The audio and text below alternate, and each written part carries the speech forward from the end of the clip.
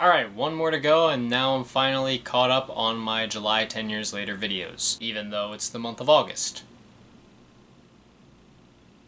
Life is really overwhelming. Either way, welcome back to 10 Years Later, the series where I talk about albums from the 2010s that were either impactful to me, impactful to music in general, very popular, or just worth revisiting 10 years later for good or bad reasons. And as you could tell from the title, the album that we'll be talking about today is the 2011 J-Rock record, Follow Me Home. J-Rock is a California rapper, specifically from, as Roger Troutman puts it in Tupac's California Love, good ol' Watts. He's also a Top Dog Entertainment member and 1/4 of the famed hip-hop supergroup Black Hippy alongside Schoolboy Q, Ab-Soul, and Kendrick Lamar. I've talked about Black Hippy plenty on this series, and in fact, I just did a video on Kendrick Lamar's debut album, Section 80. Yes, all 4 members of Black Hippy released their debut albums in 2011, and J-Rock was pretty much the last of them to do so. His was also the longest, sitting at a pretty packed 18 tracks in about 69 minutes. Nice. Now I'll admit I don't have the most familiarity with J-Rock. I only really know him from King's Dead from the Black Panther soundtrack. But I have been listening to all of the Black Hippy debut albums this year, and I was interested in listening to J-Rock's as well, and honestly I quite liked it. I will say off the bat the length does feel a bit unwieldy and the album is not nearly as conceptual as something like Section 80. J-Rock isn't giving us a super deep concept, he's just delivering a collection of hard-nosed gangster rap tunes with solid production, good features, and charismatic performances. The intro track is quite a hard hitter. Even though it's a pretty simple skit, it sees J-Rock being interviewed by a news reporter while a gang shootout is going on. It's definitely an easy attention grabber of an intro, and it leads into the song Code Red, which shows early on a lot of the things that makes this record enjoyable. It features a grimy performance from J-Rock, Kendrick Lamar's chorus feels catchy, and the instrumental tiptoes and carries a very sneaky, scary feel that adds to the griminess. Elbows has some production that follows a similar style to Code Red, but once again works a lot thanks to the cutthroat performance from Jay. And All I Know Is another track with a tiptoeing piano-driven instrumental. Much like the tracks I previously mentioned, it's really elevated by J-Rock's energetic performance and constantly twisting flows, as he shows a great ability to ride the beat here. Hood Gon' Love It is also a very bouncy, celebratory track with another super catchy chorus. Jay does his thing, and of course Kendrick dominates on this one. I've mentioned his name already, but Kendrick Lamar shows up quite a bit throughout this record, and that's not a bad thing because he and J-Rock work together very nicely. I'm Thuggin' is another high point. The wild horn-driven instrumental is a perfect playground for J-Rock himself, and he rides this beat perfectly. It's definitely a better I'm Thuggin' than the one I had to listen to on that DJ Khaled album. I also loved Kill or Be Killed, which off the bat features a much faster flow from J-Rock. This is another cut where it feels like his rhymes and flows are always landing in different exciting places, and the instrumental feels a bit more minimal, with the vibe of an old black and white crime film of some kind. Chris Calico also has a smooth hook, and it's always fun hearing Tech 9 going hard with his fast flows. In the opposite direction, Just Like Me has a very dramatic, mellow instrumental with some emotional keys. It's got some very interesting writing from Jay, where he explores the dangers of the gang life, and I think he kind of bears it all here. Top it off with a stunning hook from J Black, and you've got a winning cut. J Black also returns on M.O.n.E.Y, which is another track that has that old school crime movie feel with very dramatic pianos up against slightly echoing cymbals, tom solos, and minor hi-hat crashes. J-Rock slides on this one with very alliterative flows, and J Black's vocals are as beautiful as you would expect. Finest Hour is a very soul-influenced cut with a very glossy instrumental. It's also pretty feature-loaded, but I'm totally fine with that. I genuinely often look forward to a good BJ the Chicago Kid hook, and this track is no different. And beyond him, the cut is also elevated by the good interplay between Jay and Rick Ross. Now I will say this is an album that does fall a bit because it feels a bit longer than it should be. There's a few too many tracks that just don't do a whole lot for me. Very few of them are bad, but many of them are just pretty forgettable. About That, for example, struggles thanks to its slightly clunky chorus. While I like the dark, grimy banger of a beat and the growling tone of J-Rock's voice, there are points in the chorus where he goes a bit offbeat and it just stops the song from being as good as it could have been. No Joke also struggles under the weight of another slightly messy hook, even though Ab-Soul does add a bit of charisma to it. J-Rock does spit nicely over the pianos, though I'm a bit iffy on the third verse. I like the repetition of the word no as it's used in each line, but the constant breaths that Jay takes between lines is distracting. I totally get why he did it, but it was a detail I couldn't stop focusing on. Westside is a surprising collab with with Chris Brown, but it's probably the album's weakest point. While the production has that bombastic and joyous feel to it, I think it's at points so loud that it overpowers Chris's chorus, as does the auto-tune on Chris's voice. J-Rock sounds fine, but it's not enough to make the song much better for me. Boomerang also has a very colorful beat with some heavy reverb and bombast, but it's one of those tracks where there's nothing really bad going on, but there's nothing about it that really hooks me in. It plays out like a very standard hip-hop track with nothing explicitly good or bad about it. Say What's Up is a Black Hippie collaborative cut, and honestly it disappointed me a bit. It's one of the more ethereal songs on the record, and the Black Hippie Boys do sound good, but I kinda wish I liked this more. Maybe it's the fact that there's not much of a hook, maybe the Black Hippie Boys don't get enough time to shine on their own, but I really wanted to like this more. I did like the trade-offs at the end of the track, but I think that still highlighted my issue that the guys don't get enough time to shine. They Beyond It is one of the points where the album starts to succumb to its length. There's not much to the track that makes it explicitly bad. The production is bouncy enough, Jay does a nice job on his performance, and Kendrick drops another fine chorus, but I feel like while it does a lot of things fine enough, it doesn't stand out in an explicitly good or bad way. I can honestly say the same about a track like Life's a Gamble, which features a very pounding bass drum driven beat and another sneaky instrumental. Jay does his thing, and I think there's good charisma on Absol's chorus, but it's another track that, despite not being too bad, is a victim of the album's unwieldy length and doesn't stand out too much. Fortunately, the album ends well with All My Life in the Ghetto, which has another very soul-influenced instrumental with bombastic horns and pounding drums, almost sounding like a party in and of itself. will.i.am is featured on the track, and miraculously his chorus fits nicely for the song. Jay sounds great here, and Lil Wayne absolutely steals the show with a pair of awesome verses. It's definitely the perfect way to finish the album. Overall, J-Rock's 2011 debut is still a pretty enjoyable record. It's certainly not the most conceptual album ever, and it might not be reaching the artfulness of something like Section 80, but in a lot of ways I feel like it wasn't necessarily trying to. J-Rock's intention with this album was pretty clear. Release some solid gangster rap for everyone to bump, and that he did. I think he really stands out on the album as a great performer with very hard-nosed, tough-as-nails energy and great cadences. He finds great ways to switch up his flows throughout the album, and I think he manages to elevate the record a lot thanks to that. Production-wise, I think there's a decent mix of sounds throughout this thing, and Jay's presence can make a lot of the songs even better, as can many of the features. Yes, the album does feel a few tracks too long, and I think there were a few moments where some hooks got a bit sour, but otherwise this is an enjoyable debut album. For someone that I'd say is one of the more unheralded members of Black Hippie and Top Dog, Jay established himself and did a nice job carving his lane, proving you don't need an earth-shattering concept to make a solid record. Back in 2011, even though I was enjoying some hip-hop, I don't know if this was something I could have seen myself listening to. My hip-hop interests weren't as heavily into gangsta rap. Listening to it now, I do think it's still a pretty solid record. If I had to put it on my scale, it would definitely get a good rating from me. Sure, it isn't the most conceptual thing ever created, and it definitely feels a few tracks too long, but if you're looking for some solid, well-produced gangster rap filled with compelling performances and energy from a great lead artist, this should give you everything you're looking for. But that's just my opinion on the album. What did you guys think about it? Did you listen to it back in 2011? Do you still listen to it now? Did you love it back then? Hate it back then? Do you still love it now? Do you still hate it now? Are you just completely indifferent towards it? And of the Black Hippie debut albums in 2011, that being Schoolboy Q's Setbacks, Absol's Long-Term Mentality, Kendrick Lamar's Section 80, and J-Rock's Follow Me Home, how would you rank them? I feel like I already know what everyone's number one is going to be, but what would be your personal rankings? Whatever your thoughts, opinions, and experiences are, leave them down in the comments below. Let's keep this civil and have some fun as we like to do. If you guys want to hit like and subscribe and support some of my other ventures that I have linked in the description, thank you. If not, it's no big deal, I totally understand. And moving into August, we do have some exciting records that we're going to be touching down on. The next 10 Years Later video is going to be on Jay-Z and Kanye West's Watch the Throne. I know that record is still talked about quite a bit, and a lot of people really enjoy it, so I'm interested to check it out myself. So stay tuned for that, but until next time, thank you guys for watching. I hope you enjoyed, and I will see you in the next video.